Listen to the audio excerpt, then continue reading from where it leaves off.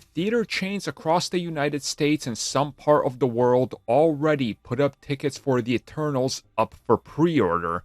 And of course, as one would expect, another Marvel Studios film is looking to be a big hit.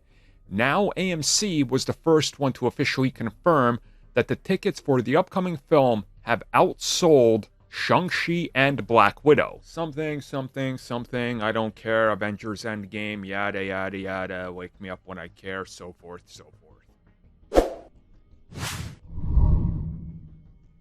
Another Marvel film, another wave of fans and excitement is building up surrounding it, which of course I don't think is shocking to anybody.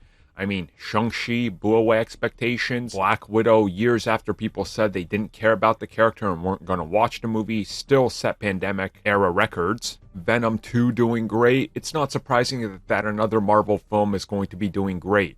The first reports came from AMC at the time of the recording, and due to their internal system that reports back to them, on online tickets sold and of course in-theater purchases, The Eternals has gone on and sold more tickets than Black Widow or Shang-Chi prior to release. It's actually their fastest selling tickets in the history of the pandemic era.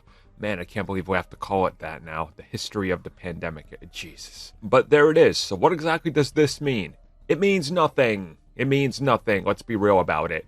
It could just be people hungry to get another Marvel film in front of them, and they're the ones rushing out to buy tickets first, and then after the first two showings, it's gonna completely die down and the film's gonna bomb. That's probably not gonna happen, but I'm just saying. But realistically though, this means a whole lot of something and a whole lot of nothing. People are quite obviously excited for this film. People want to see it.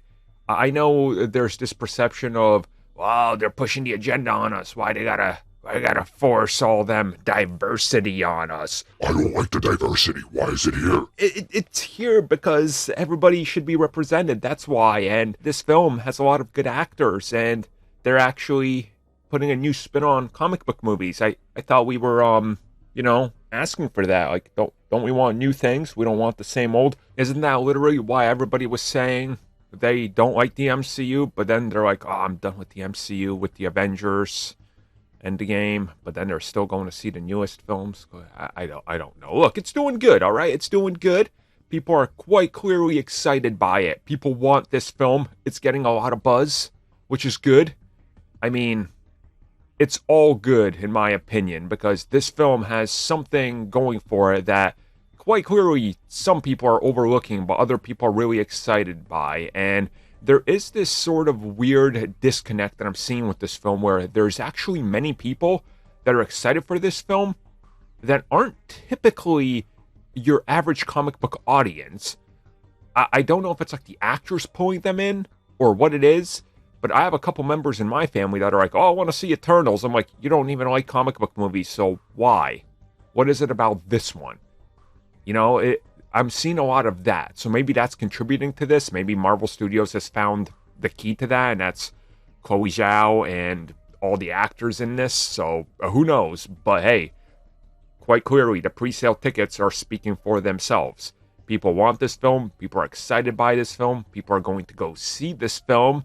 And it's going to be something that hopefully starts a new franchise. I mean, I don't see why it wouldn't, but you never know how they're going to handle this going forward. So The Eternals, it's selling tickets, a lot of tickets, which probably translates to box office money, a lot of money.